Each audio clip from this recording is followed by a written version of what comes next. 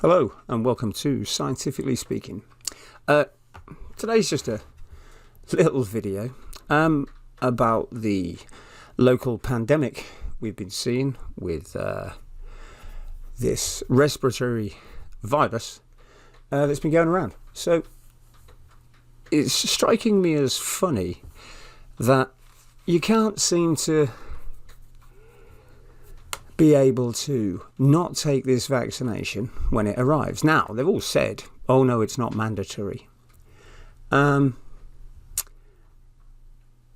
it would appear that we're giving a virus to a vaccination to the human race when the common cold can't be cured.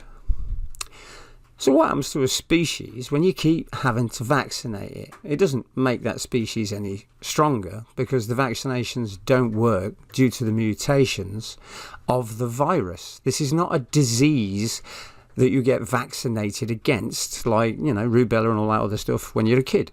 Those are diseases. They are not viruses. So I don't think everybody's understood the consequences of having to take a vaccination every 3 months.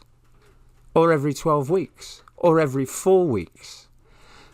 It doesn't last more than a year, and some of them aren't even working at all.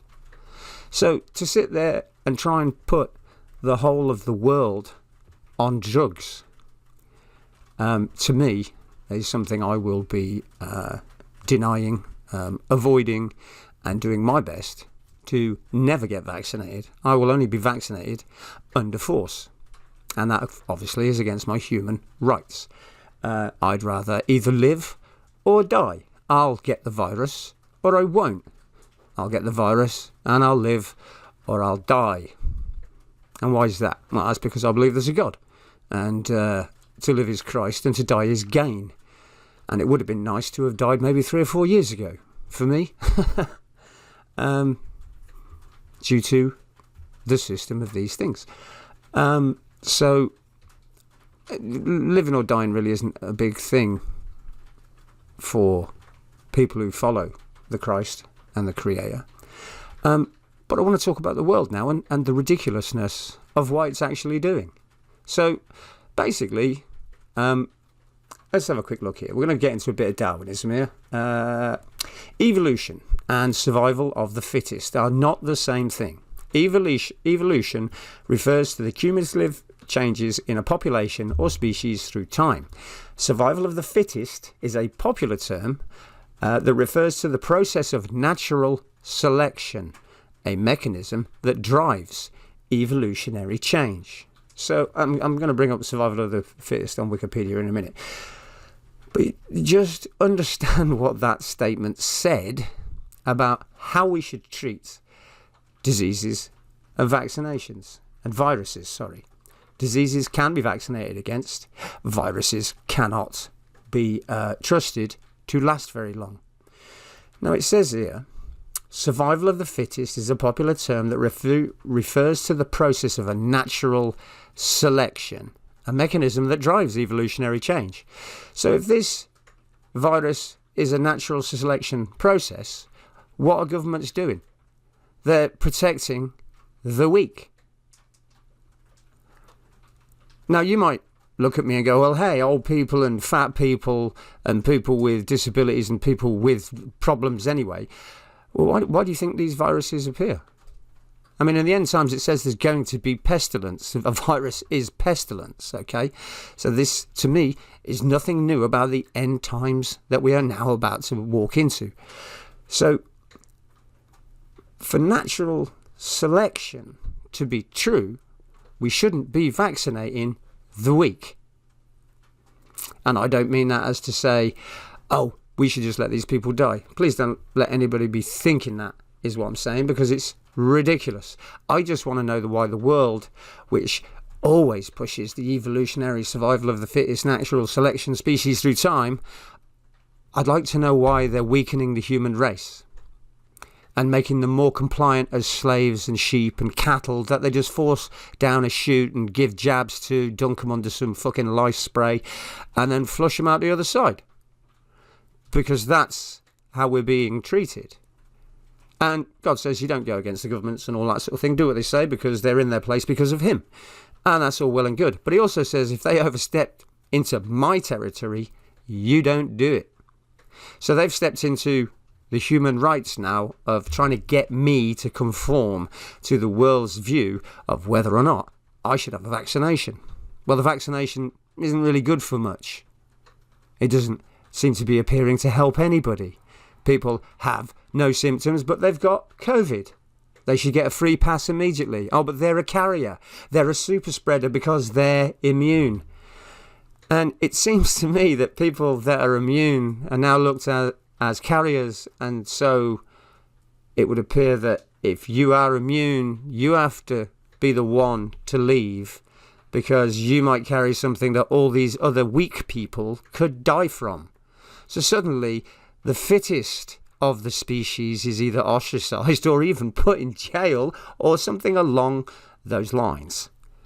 But basically, the world is treating this as an anti-evolutionary practice. This is devolution for our species. This is setting us up to die quicker further down the line, to be able to be manipulated by governments. So to me, the survival of the fittest isn't being followed by the world. Just try and think about that for a while of why they would do that. I mean, a lot of it's virtue signalling, of course, but something else has to be going on when they shut down a world. More people are missing operations, cancer diagnoses, cancer operations. Lots of people are dying. And it ain't from COVID. It's a respiratory virus. They're going to get worse due to the lowering electrical atmosphere we have, due to the electromagnetic field shrinking. Energy levels change and move and affect different forms of life.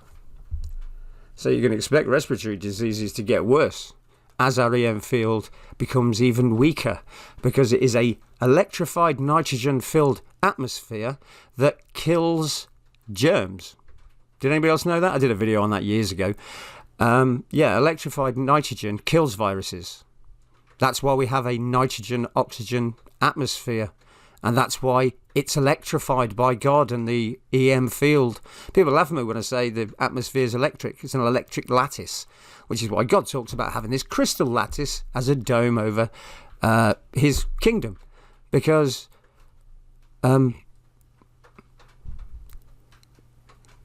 it's electrical. It's an electrical lattice. And so the nitrogen in the air is electrified so that it kills airborne diseases, respiratory viruses. They die in electrified nitrogen. But our shield is failing.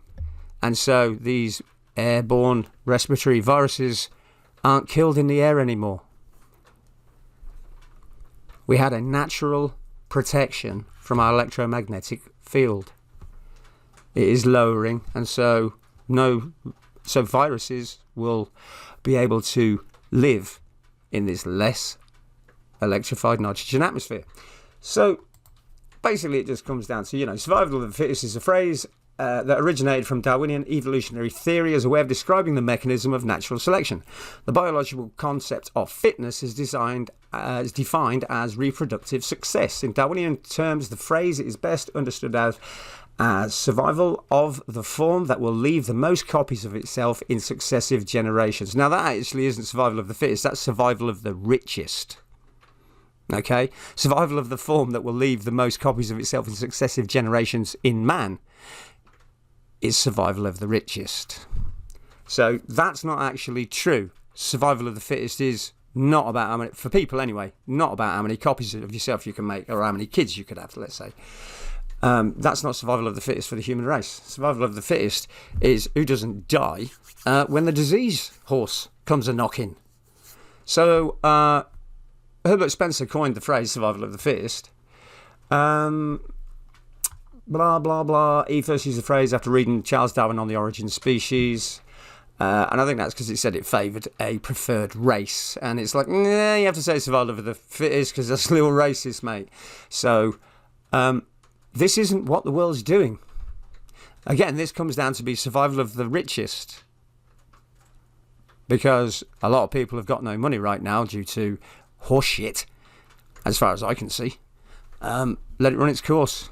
Oh, we're all going to die. Yeah, it's only atheists and non-believers who are afraid of death. You see, those of us who follow the Christ aren't afraid of death because everything will be revealed about what we've done. And we're not afraid of death because we know there's a God.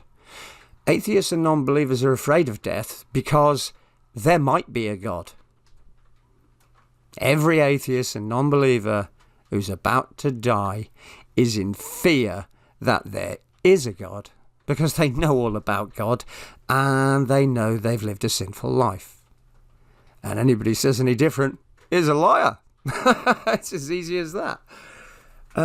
So yeah, no, I'm not scared to die. We're all scared of being tortured to death, of course. But I'm not scared to die because I know there's a God. And so the traumas that I've had to go through will be counted to me. But all those atheists and non-believers, and quite a lot of Christians, who have hurt other people and caused trauma, they know what they've done in their lives to people.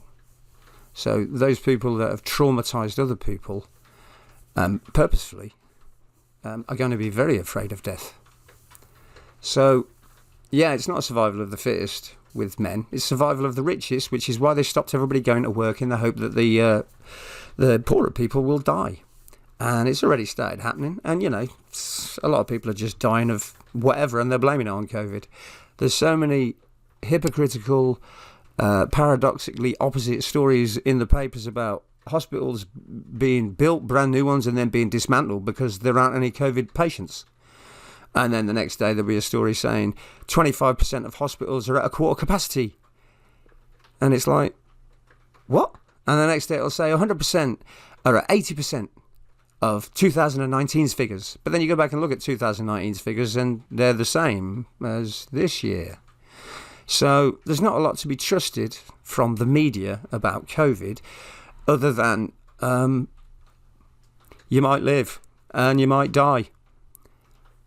So it all comes down to the survival of the richest right now. And old Jeff Bezos there, he's even got himself his own rocket ship now so he can fly off into space. Why would that be? Well, that would be rich people understanding that the media lies and that, yes, the sun is going to have a micronova within the next...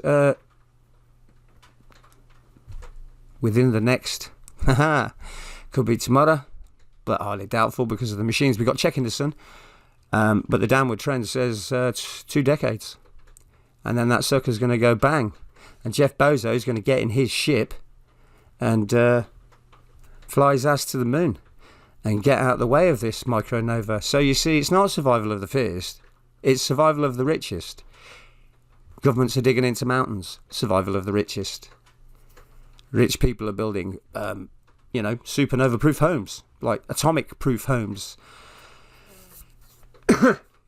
Survival of the richest. It's never been survival of the fittest. Fortunately, we're all survivors of the last disaster. I think I want to go down in the next one, thanks. No, I'm done. I'm done struggling for life. I really am. I like life. But this system has gone too far for me. And to see the destruction of human minds and human bodies on the internet, real life, through the system damage that has been inflicted upon them since birth,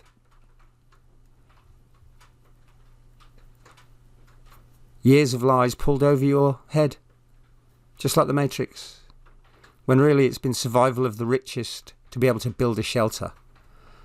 It's never been survival of the fittest. They brought laws in and courts and police, so it was never, ever again survival of the fittest. It's now survival of the richest. And in the end times, you will find that's pretty bad. So yeah, I've seen enough to know that this pandemic, I don't even care if it's man-made, I don't care if it's natural, it's going to keep going. Thanks very much. My name is Lee. I follow the Christ, and I'll not be taking a vaccination. Thanks very much. Bye.